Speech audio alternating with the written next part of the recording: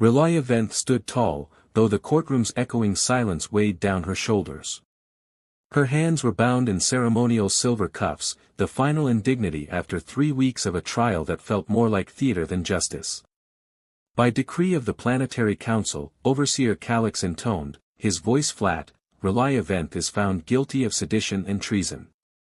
Sentence, lifetime containment. There was no protest from the gallery. Only the rustle of robes, the low whir of recording drones, and the scraping of Relaya's own breath. She met Calix's eyes briefly. There was no satisfaction there, only the sterile detachment of bureaucracy. She did not cry. She had prepared for this outcome, even rehearsed it in her mind. She had known from the moment the tribunal refused her third appeal that this was not about justice. It was about precedent. They needed a traitor, and Relaya's name filled the space neatly. Cleanly. She kept her chin up as 2 guards approached. One of them, a young woman with nervous eyes, couldn't meet her gaze. The other, a broad man with the dead stare of routine, motioned for her to step forward. Chains clinked against polished stone as she moved. And then the door at the back of the hall slammed open. "Wait," a voice cried, cracking across the chamber like a blade through silk. Heads turned. Robes rustled. A judge dropped their stylus. Relaya's heart stopped. Doran Venth, her son, stood in the doorway, windblown, pale, breathless. He looked thinner than she remembered, but his eyes burned with purpose. "I have new evidence," he called. His voice trembled but didn't break. "I request a stay of sentence. Immediate review. This court." "Remove him," Overseer Calix snapped. 2 court officials started toward him. "I have data logs, recordings, messages between agents. There's a confession, multiple ones." "Overseer Calix, you saw them. You knew." Calix's face hardened. "That is slander. The accused is to be escorted. This session is concluded." "Wait," Relaya said, finding her voice. It cut through the growing noise. Everyone froze. The guards at her side faltered. "Let him speak," she said. "He's my son. You owe me that." There was hesitation. Calix rose from his chair, hands clenched. "This court owes you nothing, Venth. You forfeited those rights." Enrique Tao, the court recorder, stepped forward from the side dais. Quietly, without fanfare, he took Doran's data pad. "Let the record reflect," he said, "that supplemental evidence has been introduced." He slotted the data pad into the court's central holoprojector. The room dimmed. Blue light bathed the chamber as lines of code danced across the air. Then, a face. "Layan Miri," Doran whispered. "Senior Clerk, Archives Division, disappeared 3 months ago. This is her confession." Relaya Venth was not made aware of the altered dispatch orders.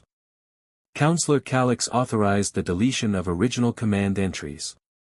"I was instructed to purge the logs and ensure her compliance appeared deliberate." "Fabrication," Calix shouted. "Lies." But no one moved. On the screen, Miri's face was gaunt, lit only by a single flickering lamp. "I can't live with this," she said. They wanted a scapegoat. Relaya fought for peace. She was the only one who said no, that's why they chose her. Chaos erupted. A judge rose, shouting for order. A dozen voices clashed. A drone buzzed wildly, its sensors unable to process the flood of noise. Relaya swayed. And in the center of it, Doran stood, still as a monolith, watching his mother. She met his eyes. There were 1,000 things she wanted to say. None of them would be enough. None of them could erase the years apart, the risks he had taken, the weight of all they'd lost. But in that moment, with the court unraveling around them, Relaya Venth allowed herself one thought. He found the truth. Hours later, Relaya sat alone in a holding cell. Not the cold subterranean cages designed for enemies of the state, but a private chamber carved from stone and silence. Her cuffs were gone. The guards now waited outside. Through the reinforced glass of the door, she could see Doran pacing. She hadn't spoken to him yet. Couldn't. Not because she didn't want to. Because she didn't know how. The door opened with a sigh. Doran stepped in. He stopped 3 steps away, holding himself like someone who had braced for rejection his whole life. Relia stood. "You should have stayed at the academy," she said softly. "They expelled me." She blinked. "What?" "3 months ago. For hacking into council archives. They traced the breach. Didn't know who I was at first.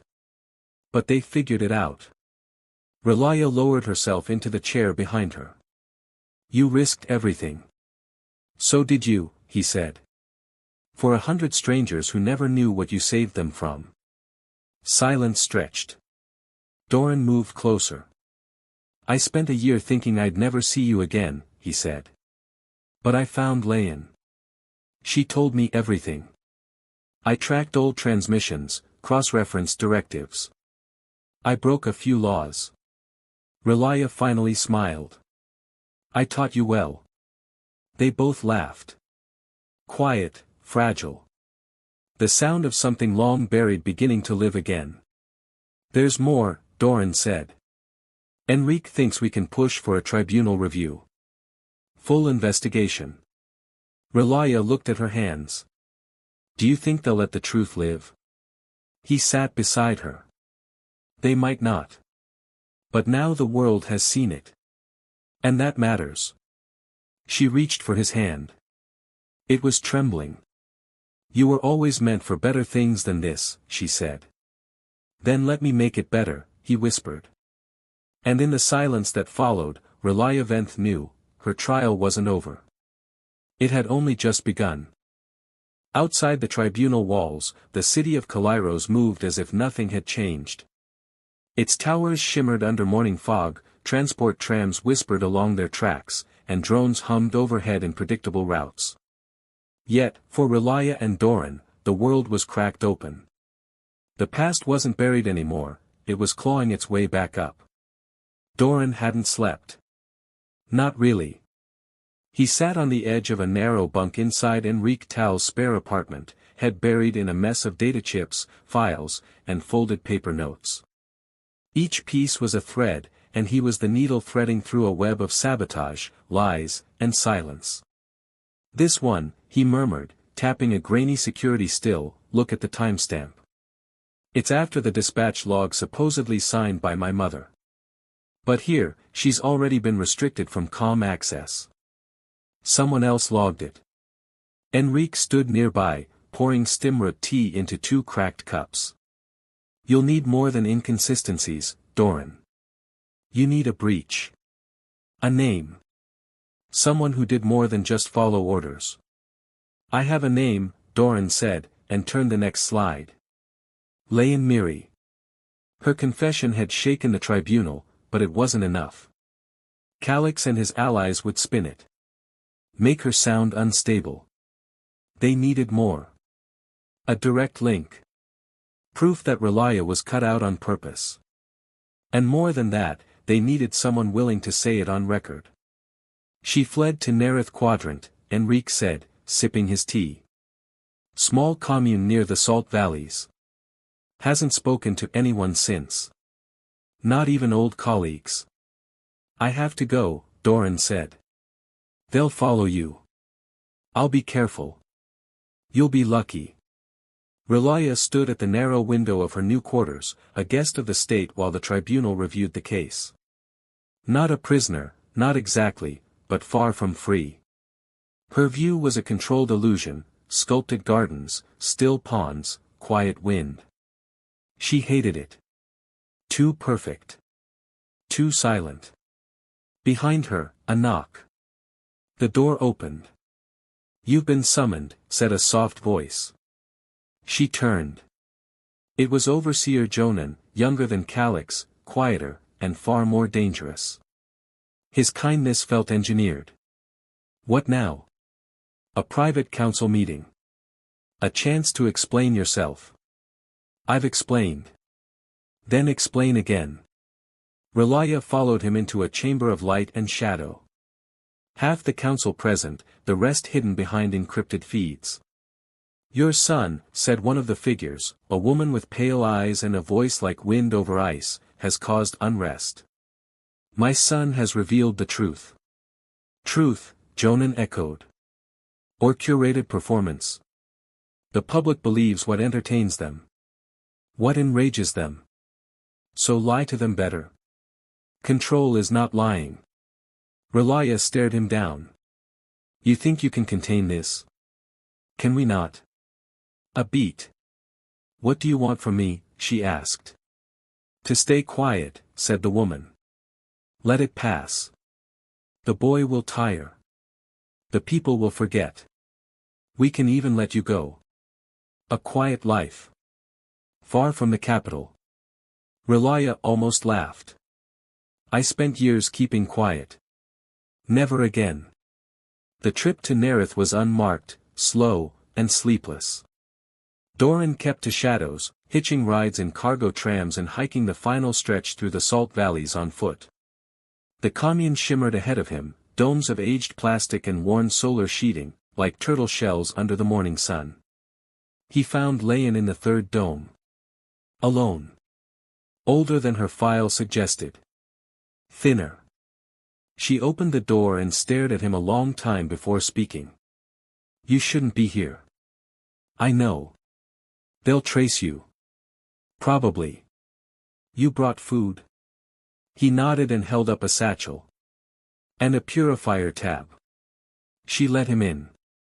Inside was warm, cluttered. Tools on every surface. Old memory cores suspended in recharging docks. A few photographs. I thought you were dead, she said after a while. So did I. She was a good leader. She still is. Leyen took the food. Sat at the table. You want a confession. I want the truth. You already have it.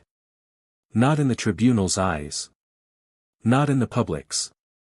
They need to see it. Hear it. From you. I left for a reason. I can't stand in front of them again. Not after what we did. I helped.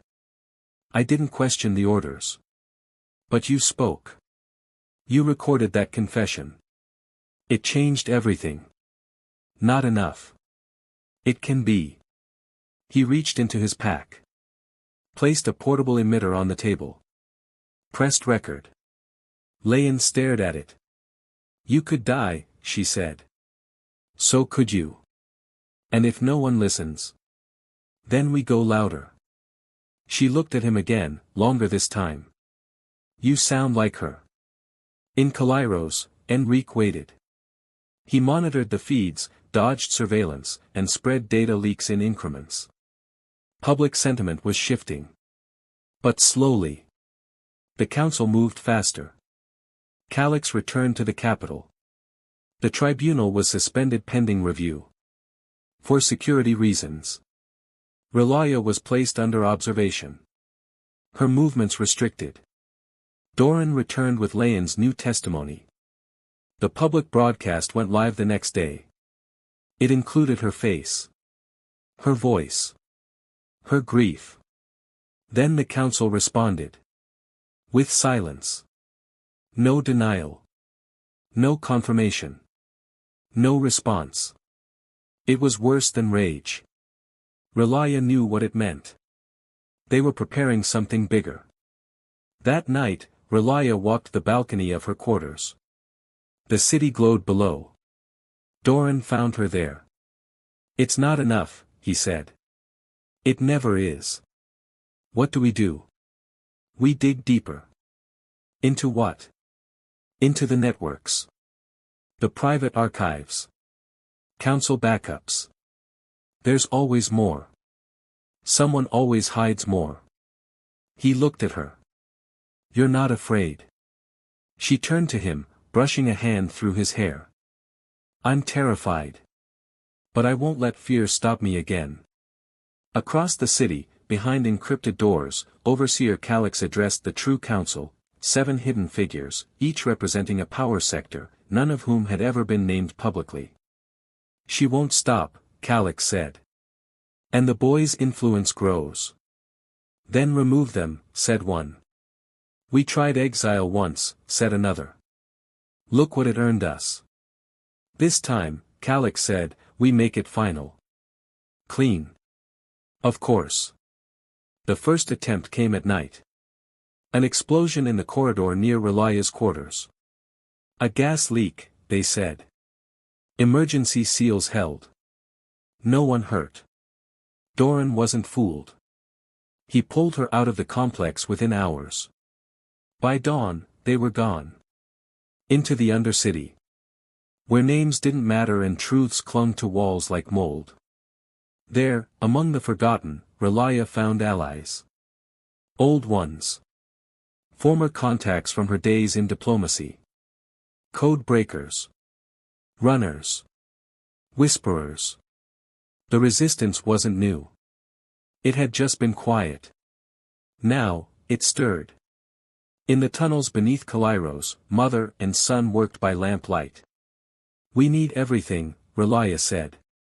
Council meeting logs. Intercepts. Deep records. We'll need a network. We'll build one. And slowly, quietly, with hands blistered by labor and minds sharpened by loss, they did. As Kalairos spun above them, a storm brewed below. And this time, they would not be silenced. By the third week underground, the tunnels had begun to feel like home. The air was thick with rust and condensation, the lights flickered with the mood of the grid above, and every surface told stories in grime. But it was theirs, a base of operation where Relia and Doran, along with a growing network of sympathizers, orchestrated what would soon become the biggest civil leak in Kalairos history. We need a live channel, Relia said, brushing dust off a projection table in one of the old data bunkers. Not just encrypted packets. People need to see us, not just hear us. Agreed, said Nyla Jean, an independent media archivist who had joined them after Doran's second broadcast. Her left eye, an outdated cybernetic lens, whirred as she scanned the uplink console. But that means a tower hack. Probably 2. Citywide coverage won't run from down here. Then we go up, Doran said, already pulling out the schematics. You planning to climb the west antenna with just determination and a backpack? Nyla raised a brow. Yes, Doran said, deadpan. And maybe a grappler. They made their move 2 nights later. Doran, Nyla, and 2 others, a wiry tech named Solvan and a mute runner called Gree, scaled the lower sectors of the broadcast tower in Sector 11. Automated defenses had been disabled temporarily, thanks to Relia's contact in the Security Guild, a half-blind veteran named Trexo who owed her more than a few favors. The air was razor-sharp that night. Wind screamed past metal ledges, and every second felt like a gamble with gravity. Once you're up, Relia had said through the headset, inject the pulse. Nyla will handle feed redirection. You have 60 seconds to start the cycle before detection. They made it in 54. When the signal pulsed across the sky, Kalairos paused. Every public screen, every household comm, every portable interface glitched, then rebooted. Relia's face appeared. No edits. No framing. Just her. People of Kalairos, she began, I stand before you not as a fugitive, but as a citizen. Not as a traitor, but as a mother. And then the feed played the confessions again. Layan Miri. Dispatch edits. Voice overlays. Meeting logs. And then it showed the records Doran had decrypted only hours before, Calix's authorizations, redacted lines restored. You were deceived, Relia said. We all were. But the deception ends now. The Council's grip tightened instantly. Within minutes, security teams stormed the Sector 11 tower. The team was already gone. Across the city, lockdown orders spread. Neighborhoods known to house dissenters were sealed off. Transit lines rerouted. News channels flooded with emergency notices. The word, insurrection, made its way into the official language. But something had shifted. Citizens began to ask questions. Why no trial review? Why silence, if she lies? Why are they afraid of her voice? Enrique Tao, still inside the administrative corps, still playing his dangerous double role, sent a single message to Doran. You have 3 days. Then they shut everything. Relaya didn't need more time than that. Within 48 hours, the underground network activated its full archives. Evidence of financial corruption. Transcripts of suppressed debates. Secret construction of orbital prisons. It wasn't just about Relaya anymore. This was systemic. And now it was visible. In a dark conference hall beneath the government quadrangle, Calix faced the remaining council. They've turned her into a symbol, he growled. She's no longer a person to them. She's a myth. Then unmake the myth, said one of the silent observers. How? Every time we strike, they vanish. Every time we silence a broadcast, they light up 3 more. She's not working alone anymore. You had your chance, Calix, another said. You should have finished her trial when you had the courtroom. He scowled. I will end this. Permanently. He authorized Project Duskvale that same night. A tactical initiative designed for deep infiltration and psychological disruption. 10 operatives, surgically altered to blend into the civilian population, equipped with tech disruptors and neural dampers. Target, Relaya Venth. Secondary, Doran Venth. Objective, disband the network. Permanently. Nyla spotted them first.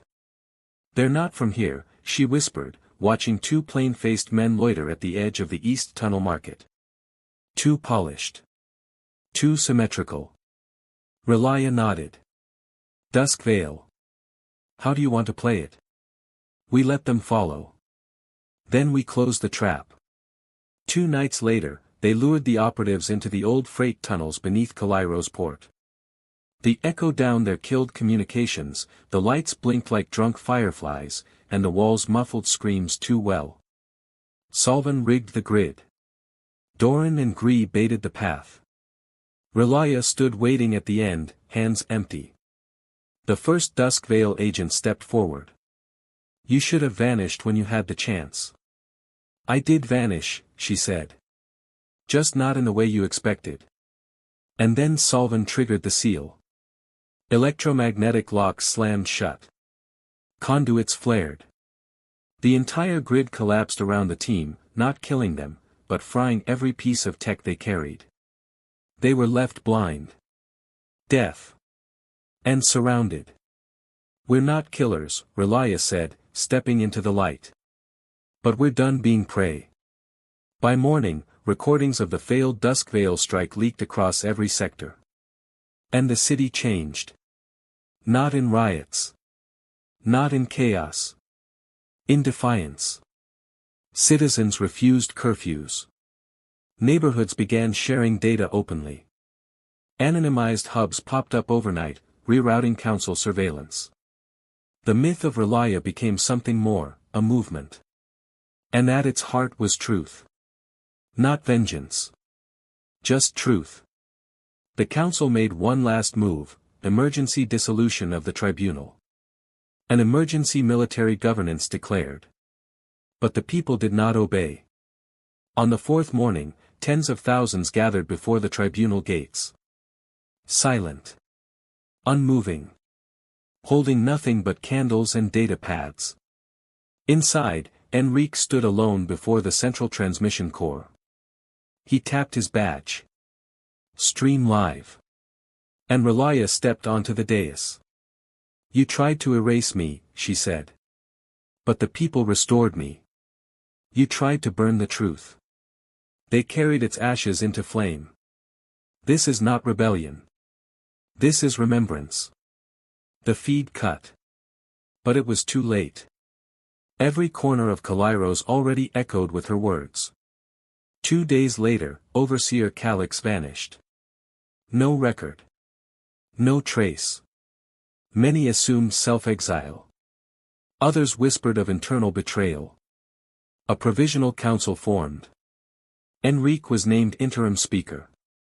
Relia declined all official roles. Doran accepted an appointment as cultural liaison, a quiet title with powerful reach. They returned, briefly, to the tunnels. Not in hiding, but in reflection. This isn't over, Doran said. No, Relia agreed. But now, we choose how it continues. And above them, Kalairos turned. Quiet. Waiting. And watching. The city of Kalairos had grown quieter, but it was a silence not of peace, a silence of held breath. In the wake of Calix's disappearance, citizens filled plazas with questions, and walls with chalked slogans. The council's absence left a vacuum, but nature abhorred such things. And in the void, new voices stirred. Relia walked among the markets again, no longer in hiding. She wore no symbol, carried no guards. Yet people parted for her, nodding with respect, or wonder, or tears. Doran moved through the academic districts, now serving as liaison between what remained of government and what was rapidly becoming a citizen-led restructuring. He kept his head low but his ears open, collecting every whisper, every rumor of resistance or rekindling fear. "How long do we have?" he asked Enrique one morning in the new council annex. "Weeks, if we're lucky," Enrique said. "Maybe less." "They're not gone. They're regrouping. And building something." Beneath the starport, Relia met with an old contact, Reska Thune, a logistics commander from her envoy days. "They're rerouting cargo traffic off-world," Reska said. Quietly. High volumes. With off-registry manifests. Armaments? Or troops? Maybe both. Relia grimaced. "They're preparing to retake the city. Not politically. Physically. With who? Calix is gone. Power doesn't die with one man. It just changes form." Doran's nights became long, filled with encrypted messages and back-channel diplomacy. He met with Xeno leaders from the outer districts, convinced fence-sitters to support the Provisional Council, and, slowly, began outlining a people's charter. "You should be the one drafting it," he told Relia. "No," she said. "If I author it, they'll fear its doctrine. You must write it as someone who rose from the wound, not the war." The first ships appeared in orbit 2 weeks later. Black hulls. No insignia. Silent. People noticed. And remembered. "We need defense," said Nyla. "Not arms. Defenses. Jammers. Shields.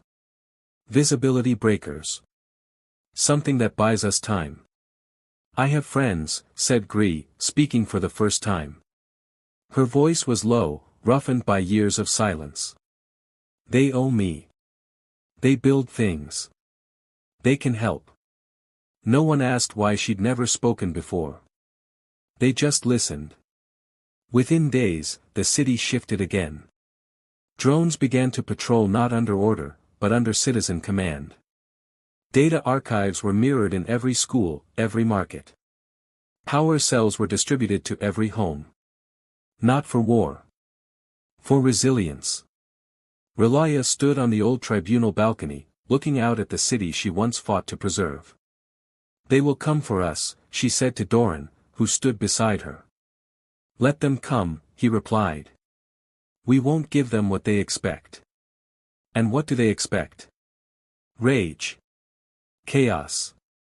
Vengeance. Then we give them unity. And patience. And light. The quiet stretched. Days passed. Then, a broadcast from above. It was not the council. It was not official. But it was clear. Citizens of Kairos, this city has veered from the order. If control is not restored, reclamation will begin. No voice. Only text. And then the feeds cut. Night fell. The stars blinked in strange patterns. The air hung heavy. And below, the people prepared. Not for war. For proof that they were not what their enemies believed. Doran drafted the charter under candlelight. Relia read it aloud to halls of strangers, who were no longer strangers by the time the final sentence ended. Enrique ensured the documents were seeded across systems. Gree and her allies built shield generators and spread them like seeds. And Salvan reconfigured an ancient atmospheric array into a planetary beacon. When they arrive, he said, let's make sure they see us first. When the fleet descended, it was not met with missiles. It was met with music. And flame. And banners. Not of war. Of names. The names of the fallen. And the names of those who rose. What is this? Asked a fleet captain, peering at the transmissions. A funeral, came the reply from his comms officer. Or a beginning. Hard to say. The quiet before revolt had become a song. One that no censor could jam. No broadcast override could silence. And no fleet could bomb away. The skies over Kairos shimmered with the burn of descent thrusters. The reclamation fleet had arrived, their hulls gleaming black, their insignia-less design both warning and message, we are the law you forgot. But the city below stood unbowed. No military met the invaders. No cannons fired. Instead, the people gathered.